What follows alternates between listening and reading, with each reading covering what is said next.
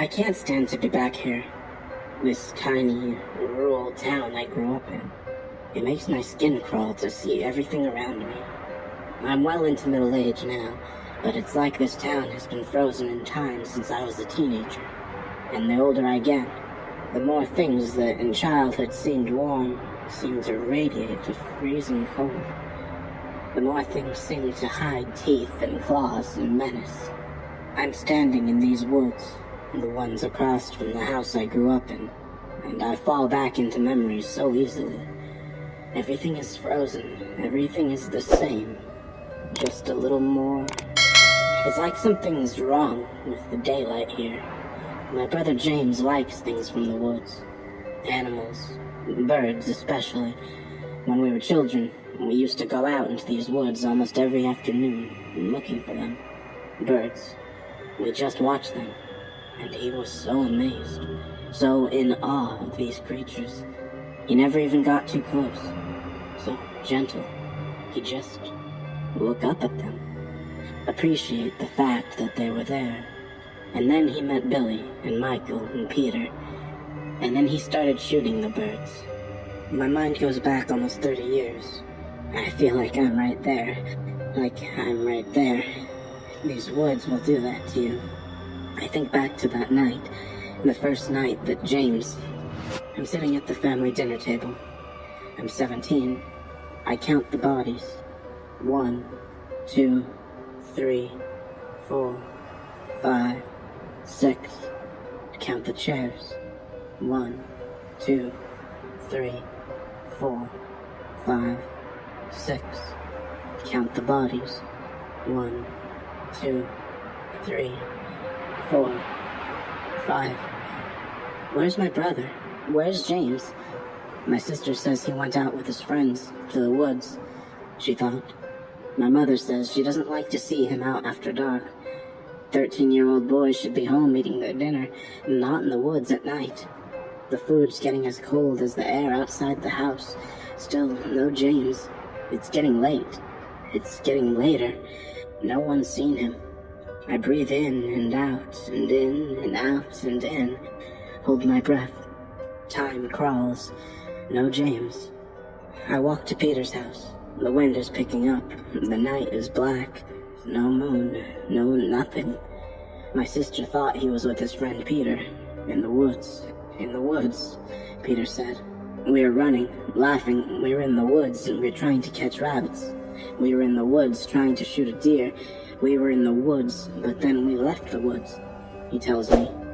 We parted ways, and I went to baseball practice, and Billy went to the store, Michael went home to his mother, and I don't know where James is, says Peter.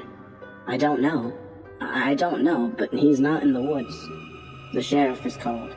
They're all looking. Mother is sobbing, and father is drinking. My brothers and sisters are in and out of the house looking. Help them, father says. You're 17, you're a man, almost. Look with them, help them. But I'm stuck to the chair, and I'm staring out at the trees. I'm looking out to the part of the woods I can see from our window, and I hope to God, I hope that he is not in the woods. He knows these woods. He knows them. One day gone, and I look out at the sun starting to bleed through the trees. No sleep, eyes open. Mocking sun in the morning teased. One night gone, one night gone. One night gone and no sign of James. The things in the woods. My mind cycles through the things in the woods. It cycles through everything soft and sweet. Everything that eats plants. Everything harmless before I think of the wolves. Oh God, the wolves.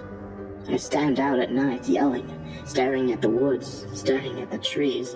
Maybe if I squint my eyes, maybe if I look closer, I'll see him there waiting. James! James! I call, echoing out into the black night. Where has the moon gone? Dogs bark and wolves howl. No one stops my own howling. I yell until my throat is raw and red and slashed up inside, until I fall asleep in a bed of dying leaves that crackle as I shift in the night. 2 days gone. Taunting the sun following me all day, saying, 2 days, 2 days, and 2 days, you'll never see him again. Your brother's eaten up. Your brother's eaten up. The wolves will come for you as well when I set. They come through the woods and I wait and wait. Nothing. It's been too long. He knows these woods. He knows them. And the wolves know them too. Peter is helping us search. I asked him which way James was headed when he saw him last. Home, he says. He was headed home. Peter ducks behind a tree and starts crying. I know he's scared. I leave him there. I come back in 10 minutes and his eyes are dry and he's ready to press onwards, but we see no sign of James. That taunting sun on the evening of the third day, and the moon comes out. The moon we haven't seen for days. In the darkness, I can make out a shadow coming toward the house. The outline of a person walking strangely, limping, staggering. James? James, is that you? No, not James. It's not James. It's a woman. The strange woman that lives in the decaying cabin on the other side of town.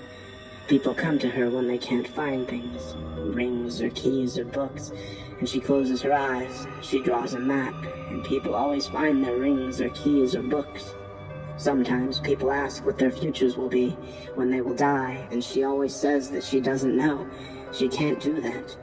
She says all she can do is find things. Years ago, people say she saw 3 drowned children, in her mind, drowned in a cold, deep echo lake.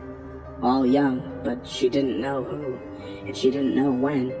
She tried to warn the town, she tried to warn them all, but she didn't know who, and she didn't know when, and no one listened.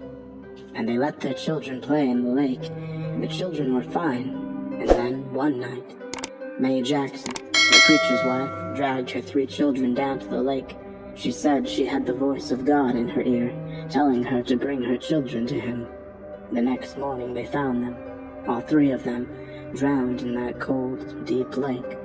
But the strange woman that lives in the decaying cabin on the other side of town says all she can do is find things. She staggers up to our doorstep and hands me a crudely scrawled map. The woods, and an X deep in the heart of the woods. She walks away toward that moon as it crawls up the night sky, that same staggering, hunched movement. She turns back. Don't go alone. I race into the house and breathlessly show the map to my brother and father, to the sheriff. No words. We all tear through the woods, branches breaking, flashlights dying, running, and I can't breathe. And I can't breathe, and don't let him be torn apart. And I can't breathe, and don't let him, and don't, please, no. Oh God. Oh my God, there he is. Wolves. It wasn't wolves. Bullet through his chest. I didn't realize I'd run ahead, and my father and brother and the sheriff are still running, and it's just me, and it's only me. And I'm holding him, and everything is so cold, and the ground is red. Lung punctured. He didn't. When the doctor comes, he tells me James didn't die right away. Catching rabbits, hunting deer, guns.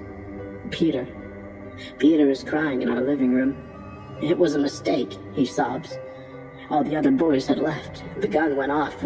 It was a mistake, and it hit him through the chest, and he said get help, but I knew he was. He didn't have much time, and I didn't want to go to jail, but he said please help me, and I didn't know what to do. And he was already cold, getting colder, and the ground was so red, and I didn't know what to do, and I left him there. Baseball practice. Peter left and went to baseball practice.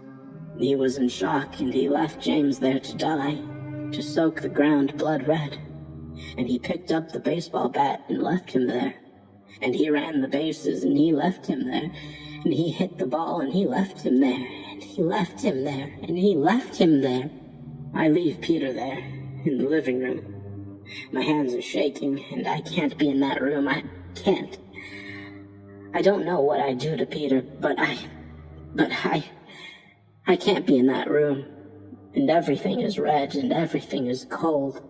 My brother, 13, my brother, gone. Something shifts in the trees next to me, and just like that, I'm back in the present, back in this strange fading daylight. 30 years of time crashing back onto me like brackish waves. Nothing happened to Peter. Peter grew up. Peter found himself a wife, and Peter had himself some children, and Peter found a job, and Peter bought a house, and Peter grew up. Peter gets to grow up. James doesn't. I get to grow up. I find myself a wife, I have myself some children, I find a job, I find a house, I grow up. I grow up, and James is in the ground. I move away. I can't stand to be near those woods. I grow up, and I stop believing in people that can find things they've never seen by closing their eyes and drawing a map. But I think about that woman, and I think about James, and I think about Peter. And it brings me back here, back to these woods, back to this place, as the strange daylight dies through the trees. Wolves got him, I thought. Wolves got James. Before I knew about what Peter had done, I thought wolves got him. I wasn't entirely wrong.